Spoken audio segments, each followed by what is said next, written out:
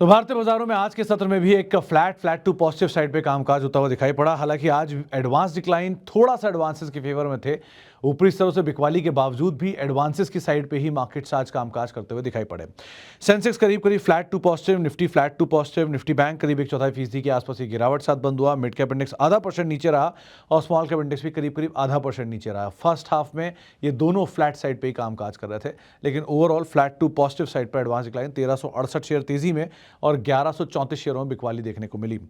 इसके अलावा आज फिर सेकंड डे जबकि आईटी आउट परफॉर्म कर रहा था, 1.5% के आसपास की बढ़त यहां पर देखने को मिली। फार्मा इंडेक्स ½ % ऊपर था और आज एनर्जी इंडेक्स जो था वो एक स्टार परफॉर्मर के तौर पर शुमार होता हुआ दिखाई पड़ा। अच्छी खरीदारी वहां पर देखने को मिली।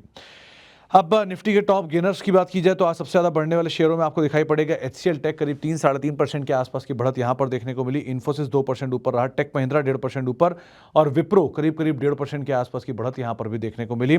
आज गिरने वाले शेयरों में श्रीराम फाइनेंस का नाम शुमार था, 2.5% के आसपास की बिकवाली। पावर ग्रिड 2% नीचे, बीईएल करीब करीब 1.5% की बिकवाली यहां देखने को मिली और अदानी इंटरप्राइजेस भी रफली 1 से 1.5% के आसपास की बिकवाली के साथ बंद होता हुआ दिखाई पड़ा। आज मिड कैप में बाजी मारी ऑयल इंडिया ने, 7% की तेजी के साथ ये स्टॉक बंद हुआ। बायोकॉन 4% ऊपर रहा, भारतीय एक्सा करीब 2.5% ऊपर और एचपीसीएल भी करीब करीब 2-2.5% के आसपास की बढ़त यहां पर भी आते हुए दिखाई पड़ी। मिड कैप में गिरने वाले शेयरों में बीएससी आज तेज बिकवाली में रहा, 5% की बिकवाली।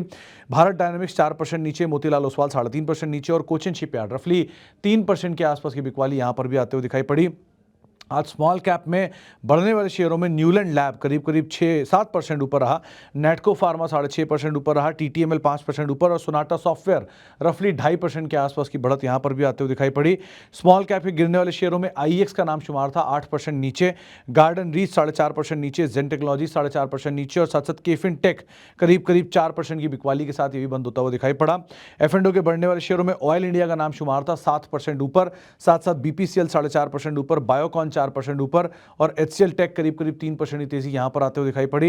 एफ&ओ गिरने वाले शेयरों में आईएक्स 8% नीचे रहा, यूनाइटेड स्पिरिट्स करीब 7% नीचे, बीएससी 4.5% नीचे और भारत डायनेमिक्स करीब करीब 4% की बिकवाली के साथ ये भी बंद होता हुआ दिखाई पड़ा।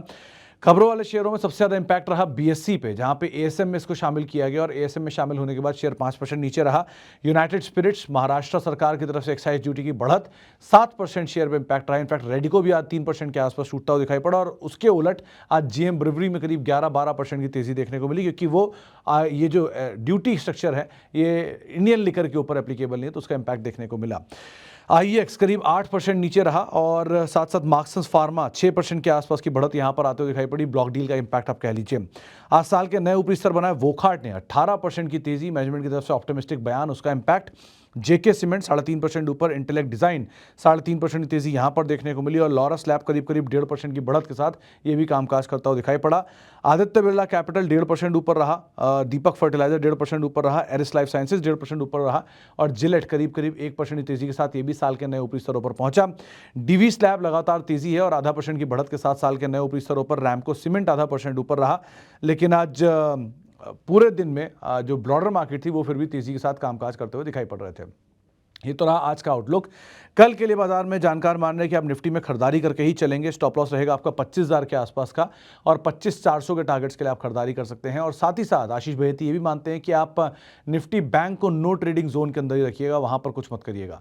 आपको निफ्टी में जो तेजी देखने को मिलेगी वो तेजी आ सकती है मेजरली आईटी की तरफ से, लेकिन अदरवाइज निफ्टी बैंक की तरफ से इतना कोई सपोर्ट शायद नहीं है, तो उसको आप नो ट्रेडिंग जोन के अंदर रखिएगा।